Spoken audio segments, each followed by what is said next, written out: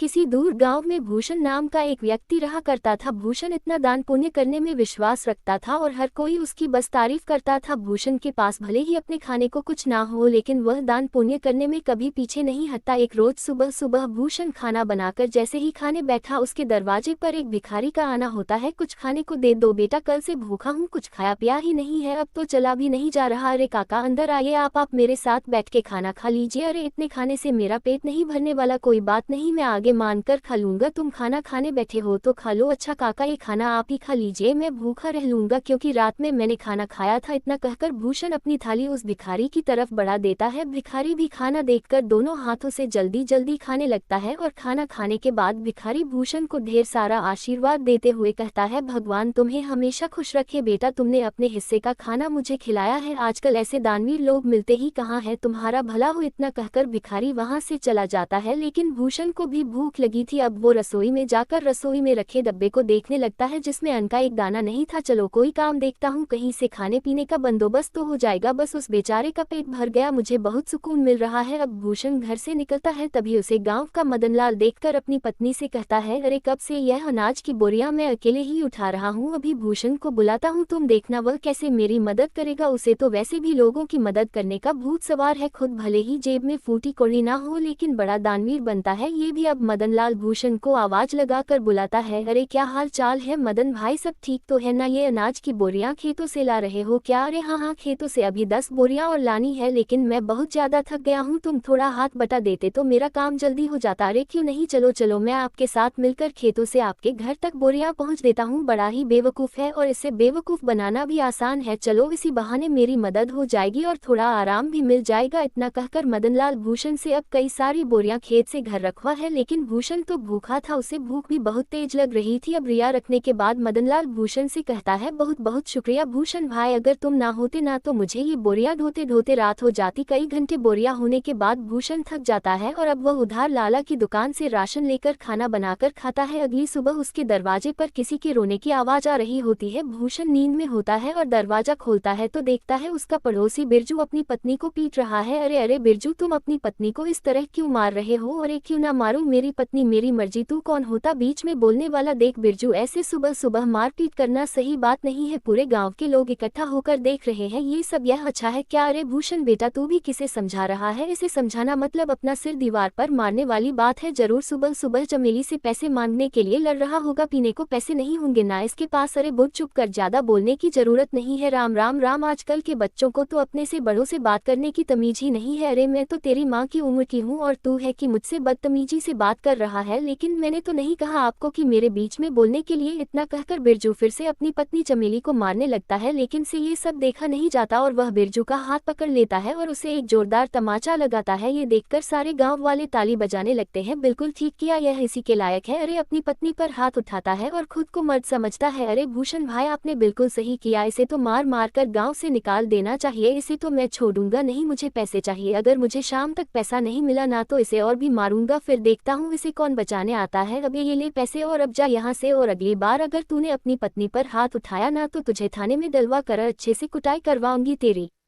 समझा? बिल्कुल ठीक किया बेटा। इसके साथ गांव के ढेर सारे लोग ये तमाशा देख रहे होते हैं। उनमें से एक औरत भूषण से कहती है, आप सच में बहुत नेक दिल के हैं, हर किसी की मदद करते हैं, हर किसी का भला चाहते हैं, हम गांव वाले बस आपसे इतना चाहते हैं कि अगला हमारा सरपंच आप ही हो, ना कि वो सज्जन सिंह। अरे क्या बात कही है तूने, यह बात तो काफी समय से मैं दिल में दबाए बैठी थी। अरे हाँ हाँ बिल्कुल भूषण भाई, गाँव का सरपंच बनिए तो गाँव में विकास होगा, तरक्की होगी। उस सज्जन सिंह के पास तो गाँव के लोग जाने से भी डरते हैं, और रही उसे कुछ बताने की बात तो कोई भी उसके सामने मुंह नहीं खोल पाता। भूषण हर किसी की हर तरह से मदद करता था, जिस वजह से गांव के लोग भूषण को अपना अगला सरपंच बनाने का फैसला करते हैं। अब सरपंच तक की बात पहुंचती है, सरपंच तिलमिला उठता है, क्या भूषण की इतनी हिम्मत, खाने को लाले पड़े हैं लेकिन सरपंच बनने का सपना देख रहा है, इसे तो मैं छोड़ूंगा नहीं। अरे हाँ मालिक, औरतों और गाँव वाले कह रहे हैं कि चाहे कुछ भी हो जाए सरपंच तो भूषण ही बनेगा, अब आपको ही कुछ करना होगा वरना भूषण आपकी गद्दी लेकर ही मानेगा। सरपंच अब सोच में पड़ जाता है कि वह ऐसा क्या करे जिससे उसके रास्ते का कांटा भूषण हमेशा हमेशा के लिए इस गांव से चला जाए। अगले चुनाव में गांव के लोग भूषण को सरपंच बना देते हैं। अब ऐसे ही कई दिन बीत जाते हैं और जब राशन देने की बारी आती है तो सरपंच बड़े ही चालाकी के साथ राशन में मिलावट करवा देता है, जो भूषण को बिल्कुल पता नहीं चलता। अरे बेटा, तुझे सरपंच बनता हुआ देख बहुत खुशी हो रही है, अब कम से कम राशन अच्छा तो मिलेगा और समय पर भी। अरे हाँ हाँ, सब कुछ अच्छा ही होगा। आप लोगों ने इतना विश्वास करके मुझे इस गांव का कार्यभार संभालने का जिम्मा दिया है और इसे मैं अच्छे से निभा सकूं, बस यही दुआ करिएगा। अरे हाँ हाँ, अब गांव में विकास और तरक्की आने से कोई नहीं रोक सकता। गांव में राशन बांटने के बाद सभी खुश थे कि उन्हें पहली बार पूरा राशन मिला है, वरना सरपंच सज्जन सिंह तो आधे से ज्यादा राशन काट लिया करता है। लोगों को राशन मिल चुका था, लेकिन अगले दिन पूरे गाँव में शोर मच जाता है कि उनके नए सरपंच भूषण ने मिलावटी राशन दिया है। अब गाँव वाले एक जगह इकट्ठा होकर भूषण से सवाल करते हैं, हमने तुम पर विश्वास करके तुम्हें गाँव का सरपंच बनाया और तुमने हमारे साथ ही विश्वासघात किया। भूषण बेटा, मुझे तुझसे यह उम्मीद नहीं थी। अरे राशन में मिलावट करके क्या मिला तुम्हें? तुम तो गांव के लोगों का हमेशा से भला चाहते थे, तो भला फिर राशन में मिलावट क्यों किया? इतना मिलावट तो सरपंच जी भी नहीं करते थे। हमने तुम्हें सरपंच बनाकर गलत फैसला ले लिया है। बिल्कुल ठीक कह रही है कलावती काकी, अभी के अभी तुम इस गाँव से निकल जाओ, तुम इस गाँव में रहने के लायक ही नहीं हो। ये सारी बातें चल ही रही होती है कि तभी वहाँ सरपंच आ जाता है। अरे हाँ हाँ, इसे अभी के अभी गाँव से निकाल दिया जाए। इस पर विश्वास करके तो हमने बहुत बड़ी गलती कर दी है। अब भूषण को गांव वाले गांव से निकाल देते हैं। सरपंच और उसका नौकर बहुत खुश थे क्योंकि यह सब किया धरा तो उनका ही था। अब गांव से निकलने के बाद भूषण काफी दूर आ जाता है। वो खार कर एक पेड़ के नीचे बैठकर गांव वालों के बारे में सोचने लगता है, जिन गांव वालों का मैंने इतना साथ दिया, खुद से पहले उनके बारे में सोचा, आज उसी गाँव ने मुझे निकाल दिया। अरे राशन में मिलावट भला मैं क्यों करूंगा, और अगर मैंने गाँव वालों के राशन में मिलावट नहीं की है तो फिर यह सब जरूर सरपंच का काम है। कोई बात नहीं, मेरे इतना कहने पर भी गाँव वालों ने मेरा साथ नहीं दिया, मैं इसे कभी नहीं भूलूंगा। इधर सरपंच फिर से अपनी चाल चलता है और गांव वालों का विश्वास जीत लेता है। गांव वाले एक बार फिर सरपंच सज्जन सिंह को अपना सरपंच मानने के लिए मजबूर होते हैं क्योंकि उन्हें भूषण भी धोखेबाज लगता है। ऐसे ही धीरे धीरे महीना बीत जाता है और भूषण का कहीं अता पता ही नहीं था। एक रोज सरपंच का नौकर जंगल के रास्ते घर आ रहा होता है, तभी वह दो आदमी को बातें करते हुए सुनता है जो भूषण के बारे में बात कर रहे थे। अब वो नौकर घबराता हुआ घर पहुंचता है और सरपंच से कहता है, मालिक मालिक, मैंने दो लोगों को आपस में बातचीत करते हुए सुना है। वो दोनों भूषण के बारे में बात कर रहे थे। वो जंगल में जो झोपड़ी है ना, उसी में भूषण ने आत्महत्या कर ली है और यह करीब एक सप्ताह पहले की बात है। इसका मतलब मेरे रास्ते का कांटा अब हमेशा हमेशा के